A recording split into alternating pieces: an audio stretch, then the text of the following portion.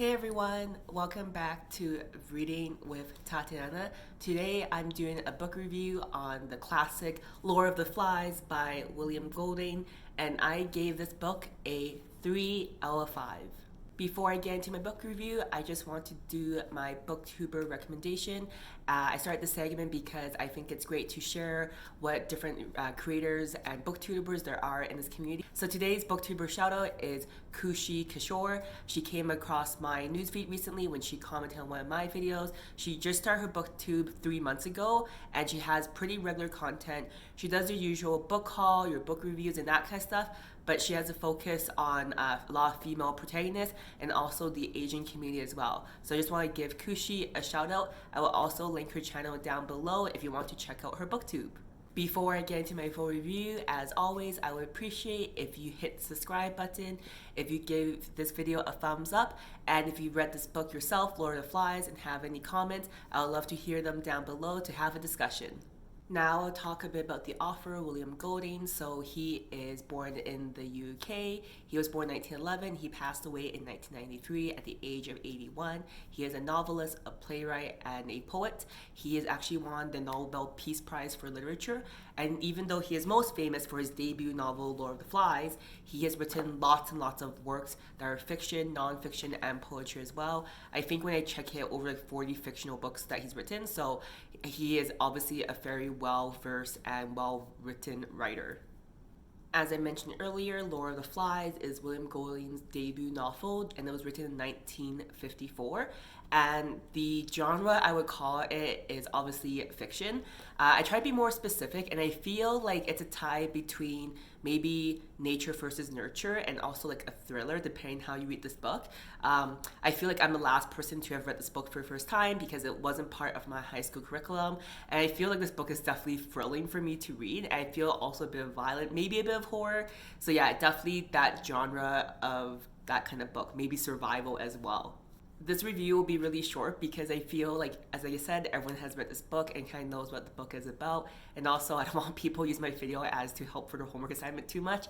But a bit about the background and the setting of the story. So Lord of the Flies, we start by meeting Ralph, who it seems, it's not obvious, I guess, because we see it from like the perspective of him and how the story unfolds, but it's very clear that there was an airplane crash that he was a part of, and as far as we know, it's just him. He shortly meets this other kid who is called Piggy, who has glasses, very unassuming, and then they find this conch shell, and then Ralph blows on it, and it turns out there's tons of boys who survive the airplane crash, and all these boys are very young.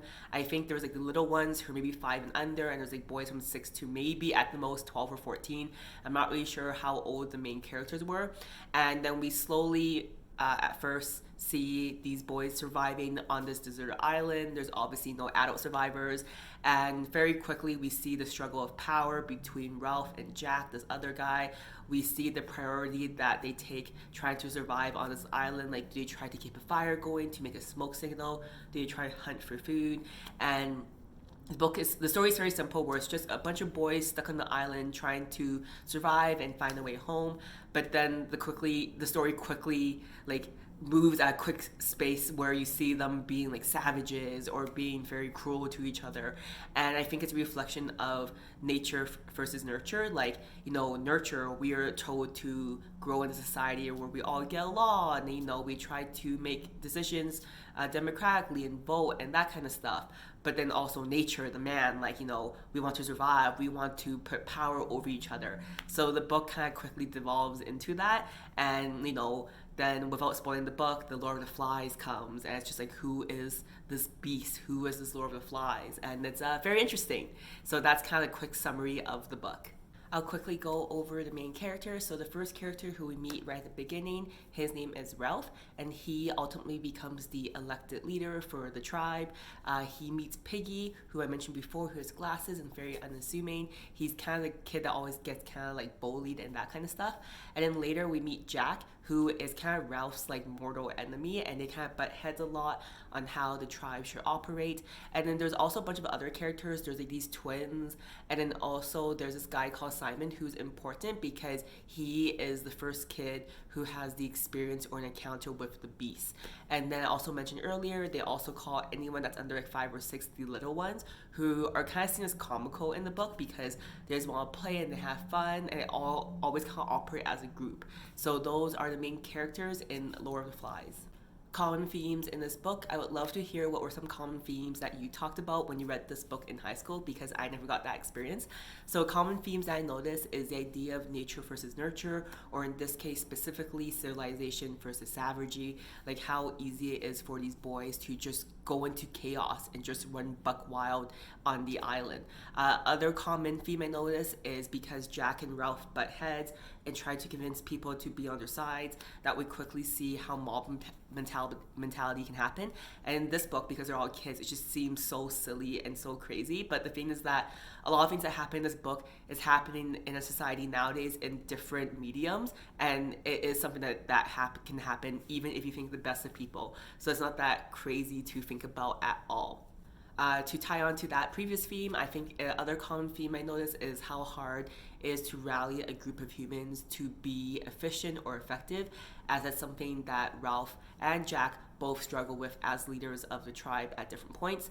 Because, you know, you would think that, like, you're on this island, we need to survive, like, obviously we have to have a signal, we have to find food, and it'd be that easy and people would just work in harmony. But the reality is, even when it's so obvious that you need it for survival, people want to have fun, people want to relax, people aren't motivated, people aren't lazy.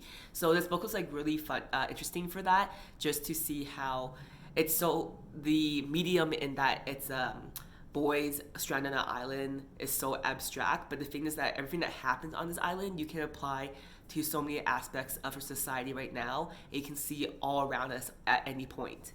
So I did give this book a 3 out of 5.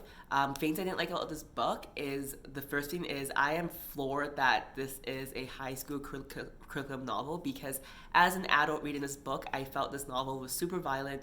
At times it didn't need to be, but I think it did it for shock value and to really drive home the point about how man can devolve when there's no society, no civilization. I felt the violence was pretty extreme. I can understand why William Golding did that, but for me, I didn't really enjoy the violence too much in the book. I feel like I have to explain why I gave it a 3 out of 5. I think for me, I gave it a 3 out of 5 because I read Animal Farm last year, and it was also my first time reading that book because it wasn't part of my high school curriculum. And Animal Farm blew me away. I know it's seen as a classic novel, so Lord of the Flies is also seen as a classic novel. So I went into this book with really high hopes, thinking it'd be a 5 out of 5 because Animal Farm for me was a 5 out of 5, and I can totally see why it should be part of every high school curriculum. But this book for me, I went in with those expectations, and it just didn't hit the same way. So that's why I gave it a 3 out of 5, and that's why I feel like I need to explain that reason. What I did enjoy about this book is the commentary on how quickly we can devolve when we're not in civilization, when survival is part of our reality. I also like how they use the analogy of having kids to reflect on society as a whole. So yeah, I think there are lots of things to like about this book. It's good for discussion. I just am very shocked that it's part of a high school curriculum. The average Goodreads rating on this book, Lord of the Flies by William Golding, got an average of 3.69 out of 5. So I think it's a pretty solid rating. It's not quite a 4+, like how I say it, if anyone's a 4+, it's a guaranteed good read, but it's close to that. And this book, I feel the average is very truthful because the book's been around for decades, and also it's like 2.5 million reviews on Goodreads, so I think on average 3.69 is pretty high. So reasons why people don't like the book: they found it unbelievable, which is obviously true because how could a bunch of boys survive on the island? But they didn't find it believable on how it could evolve so quickly and how violent it could be, so I felt the book was a bit extreme. The reason why people didn't like this book, which I disagree with, is they felt it wasn't very PC or politically correct. But whenever we read literature, we have to think about when the book was written. This book was written in the 1950s of a different time, and even though things aren't PC now, it's not like the author back then knew what the future was going to become like. So I feel like those reviews are just people being a bit too sensitive. There were tons of 5 out of 5 reviews and people just loving this book. I think reasons why people love it is it's a classic, it's a simple book, a simple story, but there's so many ways you can analyze it and so many ways you can apply it to our society and civilization. So I agree with all those good reviews that it's a 5 out of 5. It just, for me personally, wasn't the type of book that I would share or really read again. Why I think you should read this book is, number one reason why I read it is it's a classic, and I feel books are classic for a reason, especially if they stand the test of time. The second reason why I think you should read it, which I've talked about this whole review, is just thinking about how if you're in that situation, if you're on a plane crash and you magically survive the plane crash and you're on an island with a bunch of strangers, how would you react? How would you survive?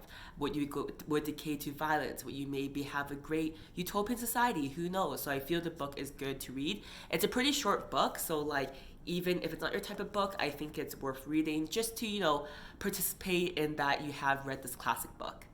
Now I'll share how this book made me feel, because as I say in all my videos, if you ask me a week, a month, a year, 5 years later what the book was about, I probably can't tell you the characters or even really what happened in the book, but I always can tell you how a book made me feel. So Lord of the Flies by William Golding, this classic book, it made me feel horrible. It made me feel horrible to think about how society and how quickly I would devolve if I was a desert island. If I would survive, if I would cause chaos, where I try to get along with people. Because, right now, me living in a city with all my things around me and comfort, I mean, yeah, of course it's so easy to work together and to, survive on a desert island. But who knows what would happen if that actually came to be reality. So this book made me feel horrible about the reality of being a human. So that's my full review of Lord of the Flies by William Golding. If you read this book, let me know what you think. I would love to hear your thoughts as well. And if you haven't, I think you should read it just because it's a quick classic.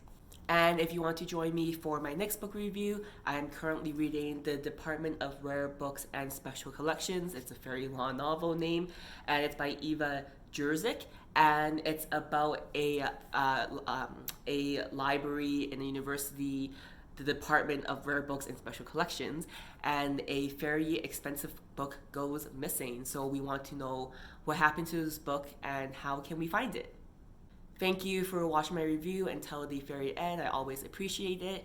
Again, if you enjoyed my content, I would appreciate if you hit the subscribe button, if you gave this video a thumbs up, and also if you left a comment if you read this book or have any suggestions for books to add to my to be read. I will see you guys next time. Bye!